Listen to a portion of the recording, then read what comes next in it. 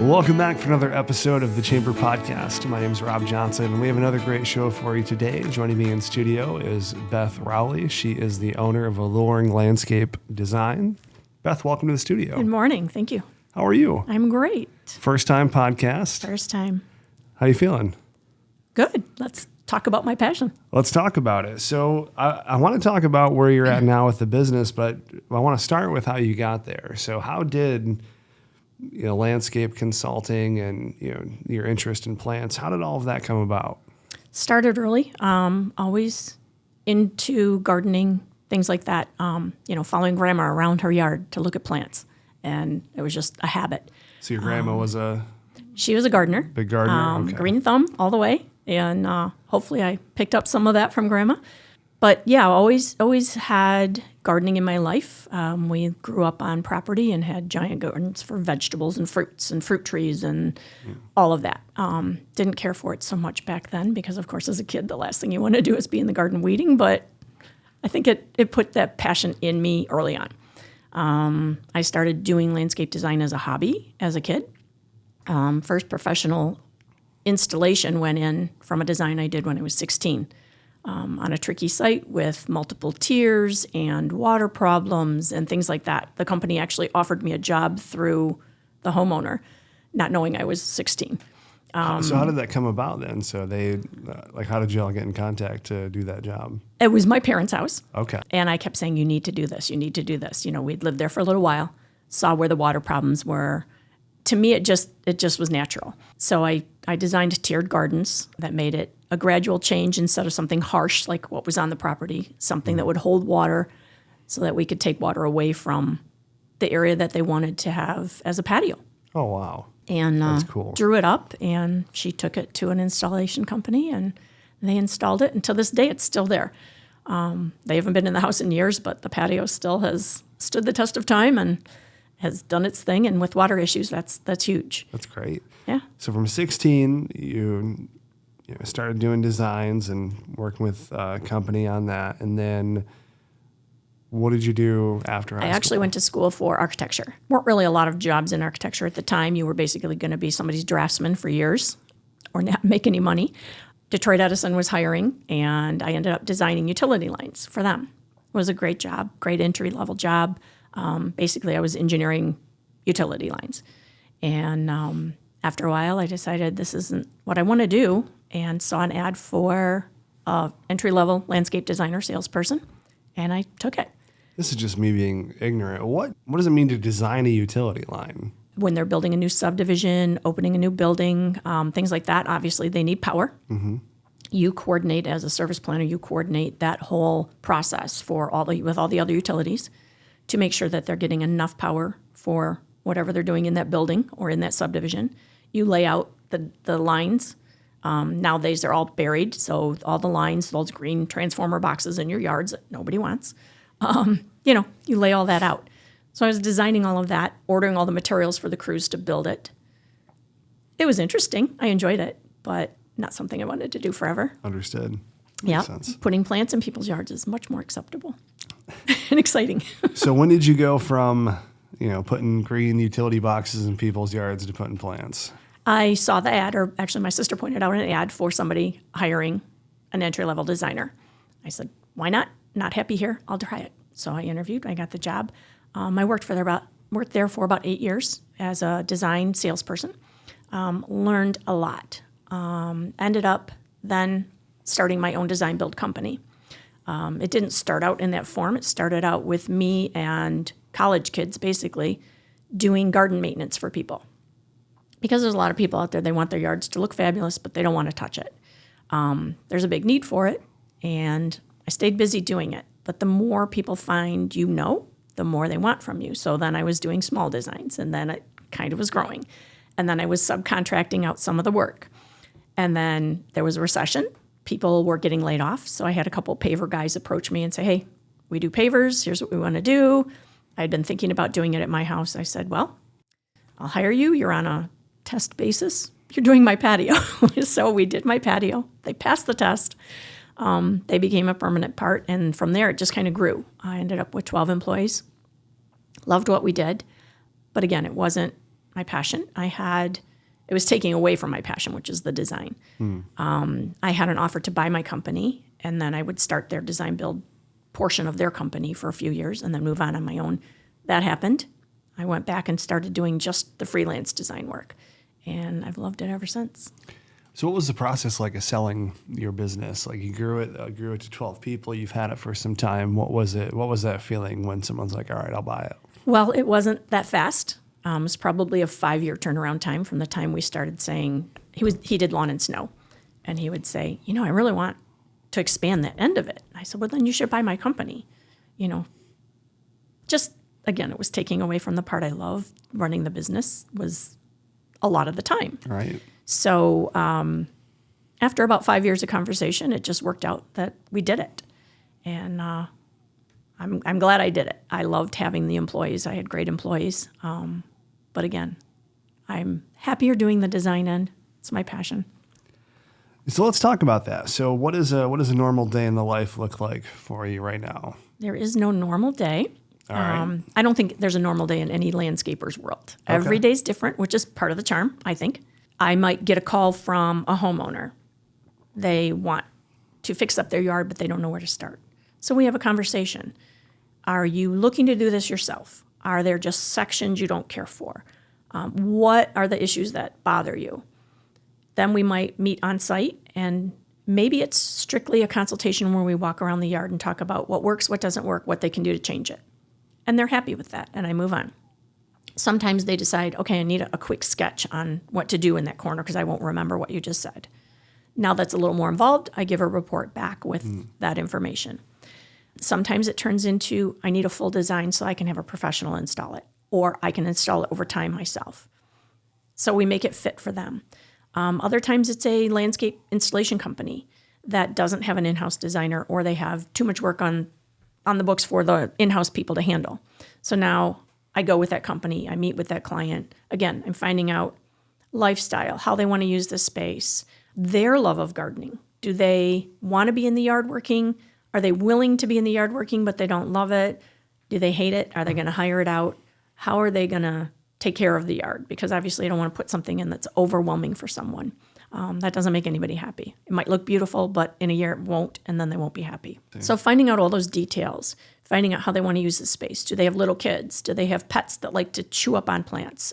Are their kids into sports, so they're always gone? They don't have time to be in their yard, but they want to enjoy it on the weekends. Or are they always gone on the weekends, but they want it to look pretty?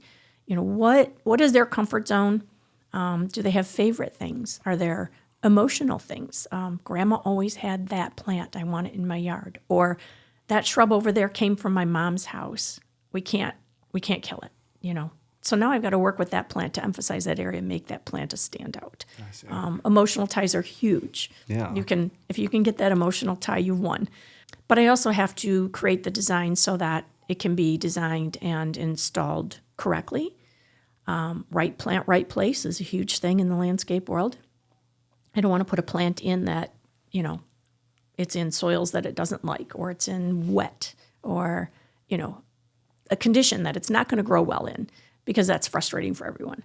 So while the person might want a certain plant because they love the look of it and where they want it, it's not going to grow or not going to do well. Maybe I can find another way to use that plant elsewhere on site that will make it thrive. Maybe I can find a substitute plant that gives them the same feeling thereafter, and it will work in those conditions. So those are all part of the design process. And if you're not doing that, I don't think you're doing it right. It's one of my big pet peeves. Don't come in and just put any plant anywhere, especially if you're somebody who keeps plants on site and you come in and plant whatever you've got. It might work for a couple of years. The warranty's out, so you don't care. And then you disappear. Now the homeowner has trouble with it 4 and 5 years down the road because it wasn't the right plant in the right place. Got it. Do you have a top 5 favorite plants? I thought we'd do a new segment here. It changes constantly, but I would say my overall favorite plant is hydrangea. Some people will say they're overused. I think I'll tell you what, overused. I know what that is. You know what it is. That's good. Which is good, because I was expecting to go 0 for 5 on this segment. So and I have some in my yard. Oh, perfect. So. Well, they're a great plant. They bloom a long time. There's so many different varieties. So you can get a plant that grows 2 feet tall maximum, or you can get one that grows 12 feet tall. It just depends on the variety you want and the conditions that you have. Different varieties do different, they have different characteristics. Well, you'll tell you at the store. Yeah, well, they should. They don't always. Tags, read the tags. They're a big thing. Well, I got really lucky then because mine was the exact size I needed and I didn't know That's that. perfect because that doesn't usually happen. I go out on sites and they've got a hydrangea in front of the picture window that's now 6 feet tall and they can't see out the window. There might have been a variety that was the same look but a better size ultimately. All right, so those are big things. So number one, hydrangea. Just because there's so many varieties and they're so long blooming. Love it. Gosh, I don't know that I have a diehard next 4 favorites. The perennials are just fabulous because there's so many different options and things. And every year there's new developments in plants and new plants that come out. So I don't think I stick with a favorite every year. Even shrubs, things that used to maybe only have varieties that bloomed for 2 weeks max. Now they're developing varieties that bloom for 4 to 6 weeks. So you get more show out of them.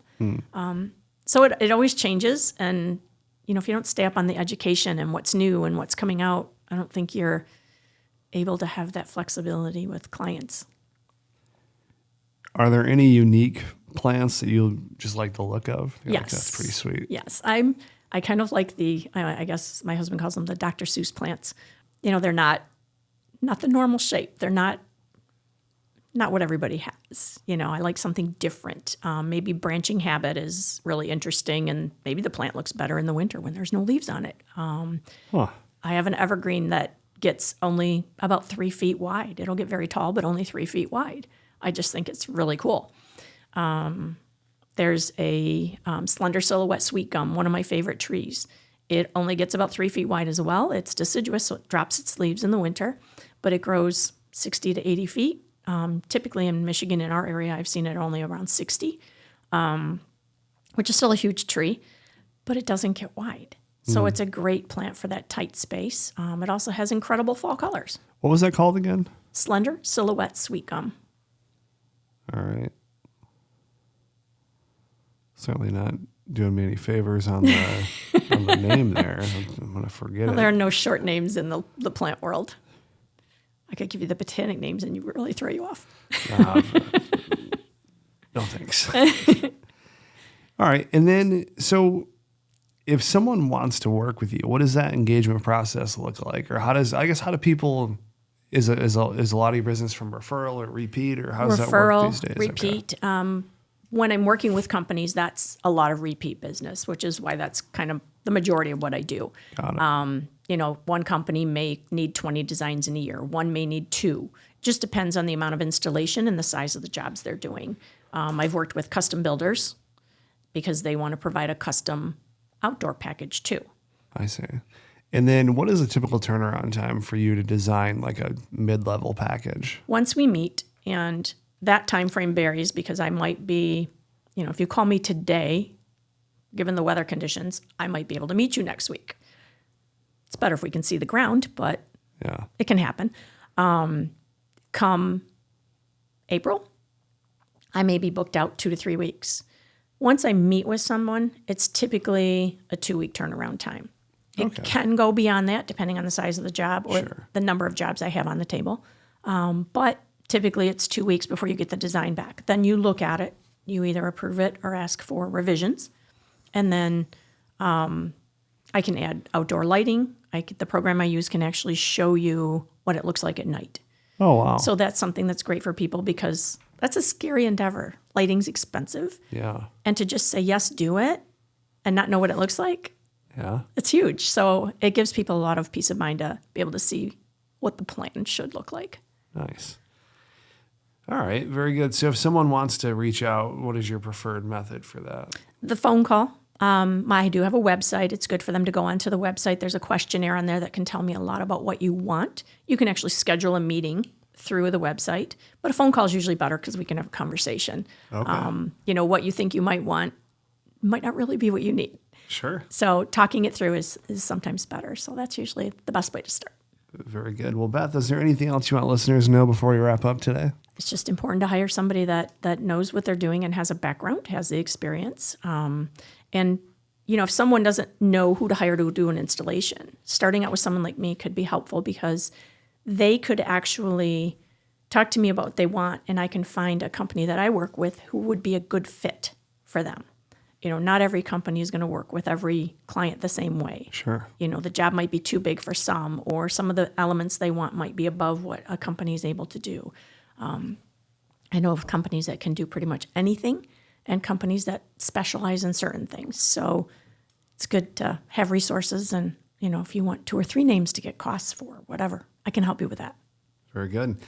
Well, I can say, we do a lot of like professional photography and videography with landscaping companies and outdoor scenery things. And I've seen the difference in someone professionally designing something and someone being like, oh, we're going to do a Sunday trip to Home Depot. Right.